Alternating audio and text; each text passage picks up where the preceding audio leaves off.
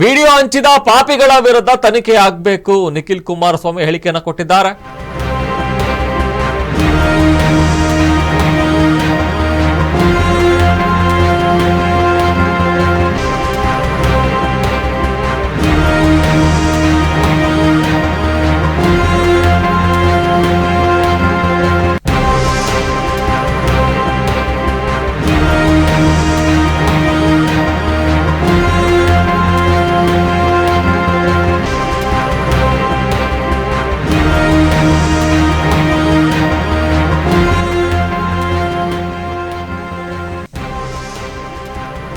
Video ಹಂಚಿದ ಪಾಪಿಗಳ ವಿರುದ್ಧ ತನಿಖೆ ಆಗಬೇಕು, ಜೆಡಿಎಸ್ ನಾಯಕ ನಿಖಿಲ್ ಕುಮಾರಸ್ವಾಮಿ ಹೇಳಿಕೆಯನ್ನು ಕೊಟ್ಟಿದ್ದಾರೆ.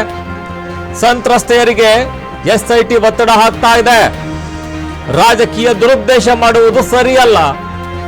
ಪ್ರಕರಣವನ್ನ ಎಸ್ಐಟಿಯಿಂದ ಸಿಬಿಐಗೆ ಹಸ್ತಾಂತರಿಸಿ ಜೆಡಿಎಸ್ ನಾಯಕ ನಿಖಿಲ್ ಕುಮಾರಸ್ವಾಮಿ ಹೇಳಿಕೆಯನ್ನು ಕೂಡ ಕೊಟ್ಟಿರುವಂತದ್ದು. ವಿಡಿಯೋ ಹಂಚಿದ ಪಾಪಿಗಳ ವಿರುದ್ಧ ತನಿಖೆ ಆಗಬೇಕು, ಜೆಡಿಎಸ್ ನಾಯಕ ನಿಖಿಲ್ ಕುಮಾರಸ್ವಾಮಿ ಹೇಳಿಕೆಯನ್ನ ಕೊಡ್ತಾ ಇದ್ದಾರೆ.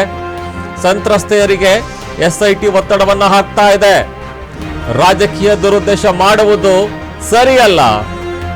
ಈ ಪ್ರಕರಣವನ್ನ ಎಸ್ಐಟಿಯಿಂದ ಸಿಬಿಐಗೆ ಹಸ್ತಾಂತರಿಸಿ ಜೆಡಿಎಸ್ ನಾಯಕ ನಿಖಿಲ್ ಕುಮಾರಸ್ವಾಮಿ ಹೇಳಿಕೆಯನ್ನು ಕೂಡ ಕೊಟ್ಟಿರುವಂತದ್ದು. ಈಗಾಗಲೇ ನೋಡ್ತಾ ಇದ್ದೀವಿ, ಸಿಎಂ ಸಿದ್ದರಾಮಯ್ಯ ಕೂಡ ಒಂದು ಹೇಳಿಕೆಯನ್ನ ಕೊಟ್ಟಿರುವಂತದ್ದು. ಯಾವುದೇ ಕಾರಣಕ್ಕೂ ನಾವು ಎಸ್ಐಟಿಯಿಂದ ಸಿಬಿಐಗೆ ವಹಿಸೋದಿಲ್ಲ, ನಮಗೆ ನಮ್ಮ ಪೊಲೀಸರ ಮೇಲೆ ನಂಬಿಕೆ ಇದೆ ಅನ್ನೋ ಒಂದು ಮಾತನ್ನು ಕೂಡ ಹೇಳ್ತಾ ಇದ್ರು. ಆ ಹಿನ್ನೆಲೆಯಲ್ಲೇ ಈಗಾಗಲೇ ಯಾವಾಗ ಕುಮಾರಸ್ವಾಮಿ ಅವರ ನಿಯೋಗ ರಾಜ್ಯಪಾಲರಿಗೆ ದೂರನ್ನ ಕೊಟ್ಟಿತ್ತು, ಎಸ್ಐಟಿ ತನಿಖೆ ಸರಿಯಾಗಿ ಆಗ್ತಾ ಇಲ್ಲ ಅನ್ನೋ ಒಂದು ಮಾತನ್ನು ಕೂಡ ಹೇಳ್ತಾ ಇದ್ರು. ಆ ಹಿನ್ನೆಲೆಯಲ್ಲೇ ವಿಡಿಯೋ ಹಂಚಿದ ಪಾಪಿಗಳ ವಿರುದ್ಧ ತನಿಖೆ ಆಗಬೇಕು, ಯಾರೆಲ್ಲ ಇದರಿಂದ ಇದ್ದಾರೆ, ಈ ಪ್ರಕರಣದಿಂದ ಯಾರ್ಯಾರಿದ್ದಾರೆ ಅವರೆಲ್ಲರಿಗೂ ಕೂಡ ಶಿಕ್ಷೆ ಆಗಬೇಕು, ತನಿಖೆ ಕೂಡ ಸರಿಯಾಗಿ ಆಗಬೇಕು. ಜೆಡಿಎಸ್ ನಾಯಕ ನಿಖಿಲ್ ಕುಮಾರಸ್ವಾಮಿ ಹೇಳಿಕೆಯನ್ನು ಕೂಡ ಕೊಟ್ಟಿರುವಂತದ್ದು. ಸಂತ್ರಸ್ತೆಯರಿಗೆ ಎಸ್ಐಟಿ ಒತ್ತಡ ಹಾಕ್ತಾ ಇದೆ, ರಾಜಕೀಯ ದುರುದ್ದೇಶ ಮಾಡುವುದು ಸರಿಯಲ್ಲ. ಈ ಪ್ರಕರಣವನ್ನ ಎಸ್ಐಟಿಯಿಂದ ಸಿಬಿಐಗೆ ಹಸ್ತಾಂತರಿಸಿ ಅಂತ ಜೆಡಿಎಸ್ ನಾಯಕ ನಿಖಿಲ್ ಕುಮಾರಸ್ವಾಮಿ ಹೇಳಿಕೆಯನ್ನು ಕೂಡ ಕೊಟ್ಟಿರುವಂತದ್ದು.